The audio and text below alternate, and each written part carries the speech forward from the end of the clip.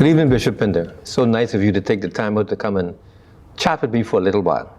Good evening, Reverend Miller. It is my delight to have this conversation with you.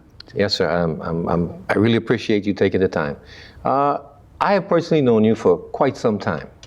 And it's my understanding that you're going to be offering yourself for the presidency of the National Baptist Convention. Now, even though I've known you for a long time, there are many who will be watching who don't know who Carrington Samuel Pinder is. If you can just take a few moments just to bring them up to date on your history and what you've done, where you've been, what you've accomplished, and give them an idea who Bishop Carrington Samuel Pinder truly is. Thank you. It is my delight to share with you who Carrington Pinder is. I was born to a humble family on the island of Abaco in a little fishing village called Sandy Point. There, I was brought up in a Christian home where my grandfather, the late Reverend Samuel Sands, served as a leading minister in the Abaco district and pastored the Mount Zion Native Baptist Church, Sandy Point, Abaco, for more than 60 years. God has blessed him with longevity of life and an impactful life as a religious leader. And I, for some reason, seem to be following in his footsteps. I am the oldest son in my family of 11, and I have been in the ministry of the church for a very long time. Since coming from Abaco to New Providence, where I attended and graduated from the Jordan Prince Williams High School. Yes, sir. I went into a banking profession where I worked for Barclays Bank for 20 years. Following that, I was engaged in ministry at the St. Mark's Native Baptist Church, where I eventually was elevated to the office of pastor of that church, where I served for 34 consecutive years. The past 7 years, since being elected as Bishop of the St. John's Particular Church of Native Baptists, succeeding Bishop Michael C. Simonet, I am now serving at the St. John's Cathedral, the Cathedral Church of our Native Baptists, for the past 7 years. I am grateful for the opportunity in between there to have served in the National Baptist Convention. I served as assistant treasurer to the late Dr. Cooper of the New Hope Missionary Baptist Church in South Beach. Then later on, I became the executive secretary when Dr. William Thompson was first elected as the president of the convention. I served in that capacity. So I'm grateful for the opportunity to serve locally at home, and have also served and continues now to serve internationally in the National Baptist Convention USA Incorporated, where I am a vice president in the Congress of Christian Education Department for the international region and the Caribbean. It has been my delight to have been able to represent the church and Christ, both at home and abroad. I'm so pleased that you've taken the time out, Bishop Pinder, to just sit and talk with me for a while. We hope to let the audience get a glimpse into who Reverend Dr. Carrington S. Pinder truly is. Fortunately for me, I've known you, you've known me for 50 plus years. I'm your brother-in-law, you're married to my sister. I remember the days when I used to borrow your little brown Silica. You probably helped me date my wife, my wife, and you've been a big part of my life for so many years. As you've said, you've known me from way back then. Yes, sir. You knew before, and you knew afterwards, Yes. and you know now. And I'm grateful that I am no stranger to you. I want to thank the Miller family for embracing me. I know it appears as if you all had your own speculations of this island boy coming into the city and taking the miller's eldest daughter. But thanks be to God, in the process of time, Yes. 50 years in a matter of weeks, God has been faithful. Yes. God has been gracious, that the vows that I have made to Sabrina, to love her until we are separated by death, continues to be the vow even on the eve of 50 years hence. And God has given me her as a helpmeet, and we have worked together as partners in our homes, in the community, in the church. And we respect each other. We do not compete, but rather we complement each other Yes. in ministry. She has her own strengths and ability that I celebrate, and I have mine, and together we collectively put them together and offer them to whomever would wish to embrace them. And that has been one of the strengths that we've served as partners in our home, partners in the church, partners in the community. And what you see of us is what you get. Yes. Our lives are as an open book, Yes. for all to be able to read that we are serious about ministry and lifting up a standard for Christ. And let me just share this with you, Pastor, because I remember as a young man, my brothers, we used to be jealous of you because my mama, my late mother, she seemed to love you more than us. For some reason, she took to you, and you got under her heart, and she took you as a son. And she would brag about you more than us. She really, really loved you with all her heart. And we appreciate the dedication you showed to your family. Now, let's be honest, at first we didn't take to you too well. We didn't take to you too well, but you showed us over time the true character of Carrington Samuel Pinder, and we just love to see the final results. That we always wondered what kind of man could handle our sister, because she's a strong woman. Your sister is a strong woman, but God is the best matchmaker there is. Yes, He has yes. chosen her for me, Yes. and me for her. And we understand that, and whatever we do, ultimately, while we serve people, above all, we want to be certain that whatever service we render to people is to be seen as service as unto God. Because whatever we offer, we want it not only to be accepted by man, but more importantly, to meet God's approval. Bishop, I could recall that throughout the time I've known you, your home was always, even though you were raising 7 kids, you always had extra people in your home that you open your house to. A cousin or sister or brother, anybody who needed a place to stay. Over the years, I've seen you raise other people's children, and I always wondered, where did you find the time between you and Dr. Sabrina Pinder to find that balance of family life, church life? Because it's a busy schedule, because I've seen it, but you've managed to handle it so well that you've got that balance whereby you don't neglect your home and you don't neglect the work of God. How did you manage to get that done? I believe a part of that has been through my observation of the home from which I was raised in Sandy Point, Abaco. As I aforementioned, my grandfather was a pastor for 60 years. And in our home, there were only 2 children, biological, in their home. But my grandparents adopted and raised more than 30 young ladies, where they were taught and given a trade. And when each of them left from my grandparents' home, they all left married with their own husband and family.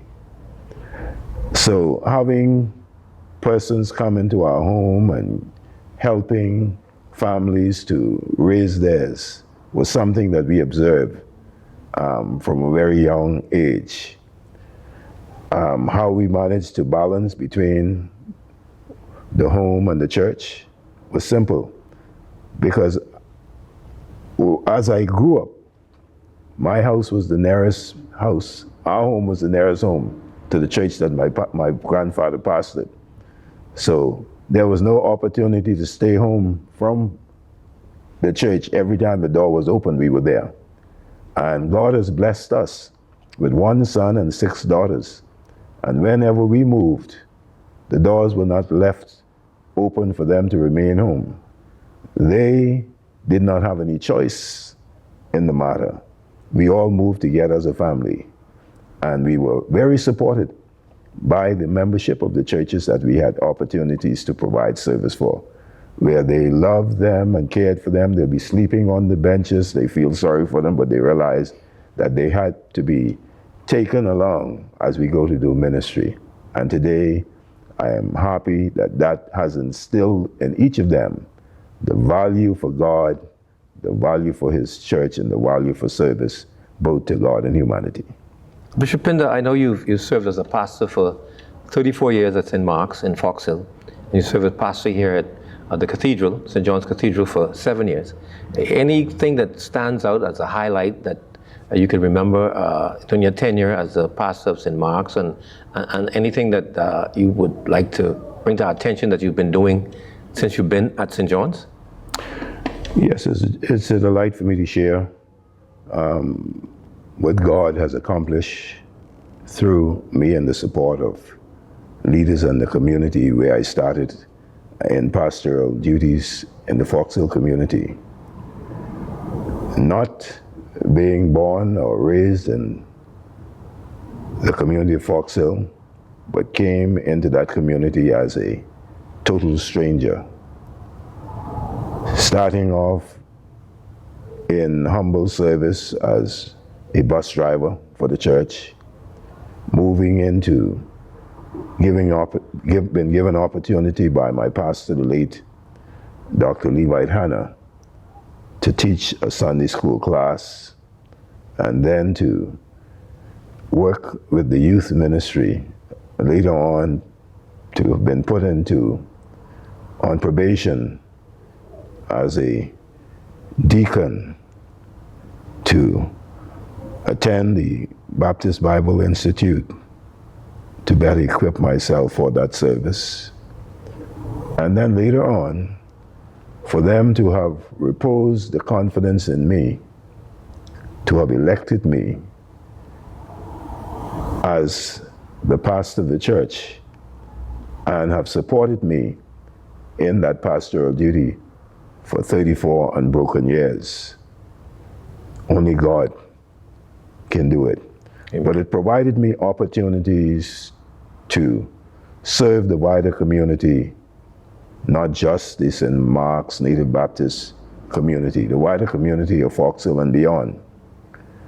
God has directed me among some of the first things to do when I became full-time in pastoral duties was to adopt the L.W. Young School. And it was there that a bridge was made to help some misguided students, that I would go into the institution, work with the principal and the counselors, and meet with them on regular basis, giving them pep talk and depositing positive things into the mind and hearts of the students, that I saw God work so mightily and brought transformation in the lives of many. And that's some of the greatest things that brought joy to my heart, to see persons after the years will come up and say, I was one of those students that you challenged. I opened up later on a service at St. Mark's for suspended students, where they came in and served their suspension time, where I took time, spoke with them, gave them material to read and study, and to hear today, some of them stopped me on the side of the street and say, you remember me? And many times I didn't. And they would reflect on the stories that I shared from them from the Bible, the books that I recommended them to read, and say to me the impact of the book, and they will give me the title, the author, and everybody. And this is what ministry is all about. When you can look back in retrospect and see that you have touched lives in positive ways Yes. that you did not imagine, then we open up a prison ministry. And the many persons that we had opportunities after they had been released to come back and could tell you your text and your theme after all of those times, and to say how the service provided and the sermons given has made a difference in their lives. Then we worked in the community. We were asked to serve on the board when they were building the community center. And if you were to go there today, among the names that are in the cornerstone, you would see the name Carrington Pinder, Yes. co-chairman of this project. Yes. So you look back to see that while you were there, and if you go through the various islands, you would see persons who we have had opportunity to mentor and to work with, who are now in pastoral positions. Yes. In Eleuthera, in Mayaguana, in Texas, and the list goes on. In Gambia, they are there. That God has placed us in places to pull people up and to help them to develop, to become what God has destined them to do. I know you mostly spoke about St. Mark's. Anything you want to highlight that you've been doing in your 7 years here? The 7 years here to St. John's Cathedral, I have brought along that self-same approach to the main town and grandstand community, where I would go on the streets, where the persons, some who are dealing in illicit affairs, just your presence there and just your taking time to go and converse with them, they would commend you later on and said, we are so happy that you would take time to come. Go and sit with them. Some of them offer service in this community. Instead of going well over town, I go and sit down there in their barber chair, have them cut my hair. I need my vehicle clean. If there's something to be done around the church grounds, I go around there. That's the first place I go, on those streets, and bring someone off the street and give them an opportunity to offer some service so that they can be compensated. And these are some of the things that we do, because I feel that the church must be more impactful in the geographical areas that church building is located and where those people meet for worship. It must begin there. We must start right at home, then end abroad. So I believe I am making the similar contact with the Bain community as I was privileged to have done in the Foxhill community. Well, it appears that you've been a very, very busy man throughout your entire life. You've been involved in ministry most of your life. And at this point in time, at this juncture, what made you decide that this is the right time for you to run for the presidency of the National Baptist Convention? I have observed through the years the National Baptist organization, and they're saying to me, in my opinion, that we have deviated from the principles outlined in the constitution of our own organization, and we've not been consistent in the way things are being done. And since I've had an opportunity to serve in that office as executive secretary, I feel that I can lend some guidance with the support of leading moderators and pastors, that we together can bring the National Baptist Missionary and Education Convention back in line with the original vision of our founding fathers. Incidentally, the St. John's Particular Church of Native Baptists had been in the vanguard of the National Baptist work, having provided the first president, Bishop A.C. Simonet. And even since then, we offered from our association the Reverend Dr. Anthony J. Carroll, who served as president also. And I'm hopeful, with the support, the leading of God, the blessings of the people and support, that I can be the third representative in that capacity from our Native Baptist Church. We just want to build on the establishment that has been laid down, and many of the leaders, we commend them for the work that they have done in our national Baptist work. Yes, sir. So your opinion is that the convention has veered off a little from their original purpose? Yes, the evidence is there. All we need to do is to read our own Constitution and see the way business were handled, where it's being handled now. And we want to just bring it back in line. God has blessed our Baptist work with many gifted leaders in ministry, and I believe collectively we can rebuild our national Baptist convention work to take it to even higher heights. I noticed you mentioned that you worked under the presidency of Reverend Cooper. You said you worked under the presidency of Reverend Dr. William Thompson. What is your relationship? Are you familiar with the current president, Reverend Dr. Philip McPhee? Yes, one correction. The Dr. Cooper that I refer to was not president. Oh, okay. He served as treasurer. Yes. Mitchell Cooper. From the New Hope.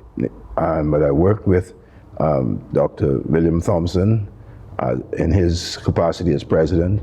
In fact, I served 1 year prior to his official installation as the executive secretary-elect while he was serving as the president-elect under the late Dr. C.W. Sanders. I see. So you have a certain amount of experience already in the convention, the running of the convention business. So you're not a novice going into the convention and how it's supposed to operate, how it's supposed to obey the bylaws of the Constitution. And so you figure that if you were to become president, you can get it back on course to be what it was intended to be. I feel so, with the support of our pastors and the moderators, that we can all bring it together. Because no man is an island. The leader gives the vision, and the support officers are the ones who galvanize that vision to achieve the intended goal. I see. Right now you serve as the Bishop and General Superintendent of the St. John's Particular Church of Native Baptists and the pastor of the St. John's Cathedral. Some may say that becoming president of the convention, you may be wearing too many hats. How do you feel about the added responsibility you'll have to take on if you were to become president of the National Baptist Convention? Reverend Miller, I would not be the first president to have served as a moderator or superintendent of an association. It is consistent with previous president.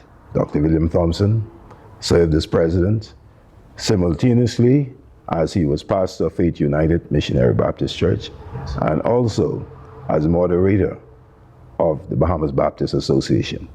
The Reverend Dr. C.W. Sanders served as president while he was principal of our Baptist schools and as moderator of the Bahamas Baptist Union Association. All it is teamwork that will make the dream work. Awesome. So your approach would be to if you were to become president, is to delegate responsibilities to individuals to make sure they get certain things done. Yes, we must delegate, we must mentor, and we must empower those who are serving with us to know that they have gift and giftings and contribution to make in the overall success of our National Baptist work. Awesome. Also, I just need to ask this question. It's a bit personal because we all know that Reverend Dr. Sabrina Pinder, that's your wife, and she currently serves as the president of the Women's Convention. Is there any, because I hear people whispering that maybe the Pinders want to take over the convention. I personally feel that a husband and wife team brings strength to the convention, but what's your opinion on whether that'll be a distraction, or you're trying to take over the convention, both of you, or how would you answer that complaint? That is not our intent by no stretch of the imagination. Reverend Dr. Sabrina Pinder serves as president of the auxiliary to the parent body, the Women's Missionary Department of the convention. She has a distinct function, and this is her final term under her elected slate. So there is no conflict, and we would not be trying to take over anything as a team work. She is also a pastor, and she has the same right as any other pastor who are part of the executive board. So there's no need to think along those lines. We dismiss those myths. So I just wonder now, because from what I know personally, that Reverend Dr. Sabrina Pinder has been involved in your ministry from the very beginning as a pastor of St. Mark's and the pastor of St. John's. What role, as the wife of the president, would you like for her to play? She will be playing the role while she is pastor, the same role that she plays as any other pastor, a member of the executive board, making her contribution in whatever area the executive board wishes for her to use her experience and expertise. But ultimately, the person who, if and when he is successful in being elected to that office, who has the responsibility to give direction, it will be Bishop Carrington Pinder. Understood, sir. Just want to touch on something maybe a little touchy. A few weeks back, there was an article in the papers in the business section that reported that the St. John's Society had lost a particular court case, a court matter, and you were ordered to pay a certain amount of funds to certain legal firms. You think that in any way would affect your ability to focus on the convention?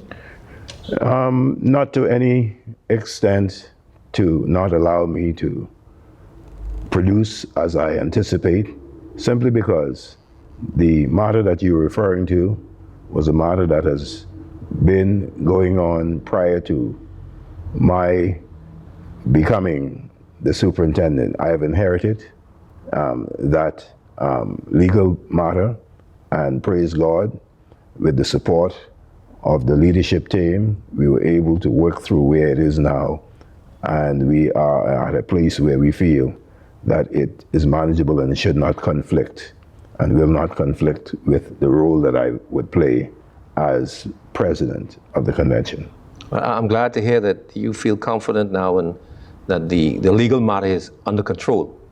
I just want to know, if you were elected president, what pressing issues you'd like to deal with first as you come into the convention as president? The pressing issues that I would pay particular emphasis in is uniting the Baptist leaders to support the vision and work that has been the groundwork for this organization. It is called the Bahamas Baptist Missionary and Educational Convention. Mission, evangelism, education must take priority in our national work. So I would want to place special emphasis in those areas to keep those standards very high. I see. That's very good to know, sir. Also, I asked what you'd want to deal with immediately, but you could give us some light on what would be a long-term goal, because I understand that you indicated that you only want to serve one term. You want to go in there for one term and do a yeoman's job and get things going right. And what do you see as the future for the National Baptist Convention, where you'd like to steer it to? That is correct, Reverend Miller. One term of 4 years. Yes, sir. And the emphasis will be to mentor and to strengthen. God has gifted our organization, National Baptist, with many gifted many experienced pastors and many young and gifted ones who need, as I feel, to be drawn closer and work and be mentored with the senior pastors and moderators, so that when the time for succession comes, we will not just be having persons without experience, but persons who would have been brought along and given opportunities to be mentored and to gain experience before taking on the heavy responsibility and leadership. Currently, is there has been any indication when the convention will be holding its elections? Is there a set date put in place, or has that been decided yet, or is that still undecided at this time? Unfortunately, I've not seen the program or plans, but historically, the Constitution states that in the annual meetings, when an election is to be held, that it must be done not later than the first 2 full days of its meeting.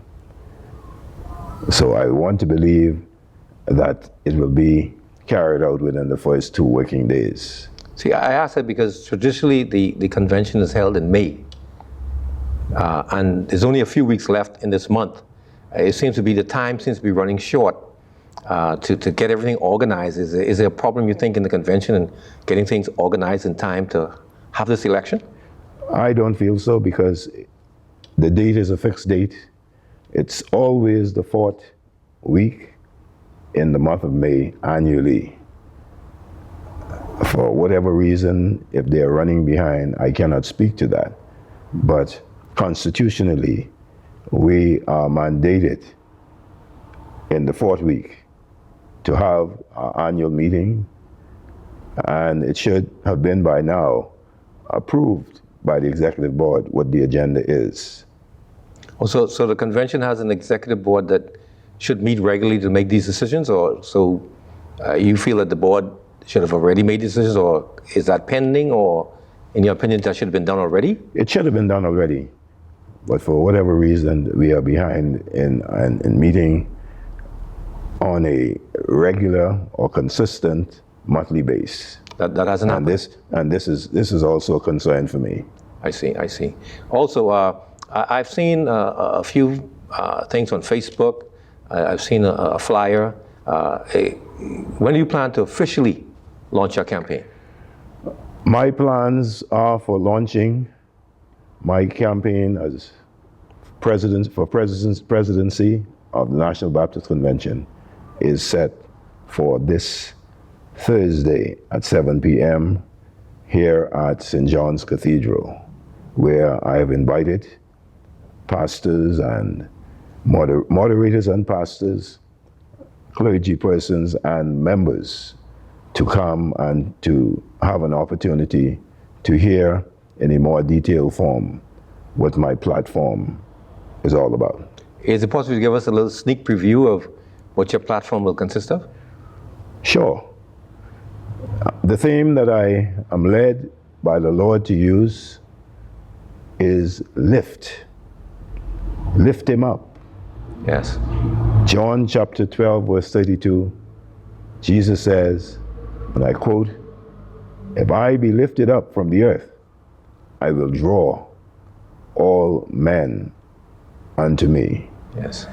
The letter L in that word lift speaks of the type of leadership that I propose to bring to this organization.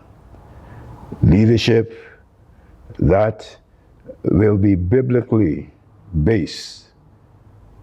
The I speaks of integrity, leadership that possesses integrity. The F in the word lift is for faith, faithful leadership. We're not walking by sight. The just shall live by faith. Without faith, it is impossible to please God. And my service is not to please myself, but it's to please God and to become a blessing to others. T, I pledge to be truthful. I pledge to be transparent in the leadership that I offer when elected. Awesome, awesome. It appears that you have a very wide agenda if you were to become president. Is there anything that you would like to say to those watching and listening before we end this conversation that you want to, that would make them feel more comfortable in supporting you in your presidency? Thank you for this opportunity, Reverend Miller. I would want to say that it is the Bahamas, not just Nassau or New Providence. Every island where there is a Baptist community, we are all, the church is one foundation. Yes. And Jesus Christ is our Lord. And we want to galvanize the support and involvement of Baptists everywhere. Every moderator in our Baptist community, every pastor has a voice and has an opportunity, will have opportunity to make contribution and sit around, give advice and counsel, be consulted on matters, so that collectively, whatever is being done in the name of Bahamas Baptist Missionary and Educational Convention will not be a Pinder convention, but the Baptist Missionary and Educational Convention stretching from Inagua to Grand Bahama. We want all included and all inclusive in the witness of Christ as we lift him up, because he will do the drawing.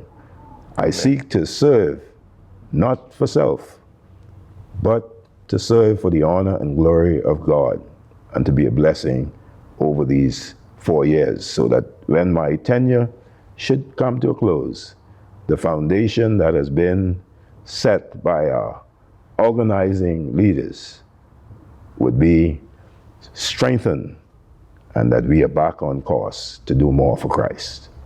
Amen. I'm so grateful that you took the time out, Bishop Pinder, to come and give us a glimpse into your background, a glimpse of what you plan to put forward if you're elected as the president, and to give us a pep talk and hope that all is not lost, that the Baptist denomination, that there's room for growth, and your whole purpose of trying to run for presidency is to get back to the basics and to take us to high heights. I'm so glad you took the time out, sir, and I wish you all the best in your candidacy, and may God continue to bless you and your family. Thank you very much. We are grateful for this time to converse over our Baptist plans, and we seek the prayer of all and sundry and the support of those who buy into this vision as we lift him up, not just by talk, but lift him up by living as Christians ought, so the world in us can see that he said, if I be lifted up from the earth, I will draw all men unto me. Thank you again. Thank you, sir.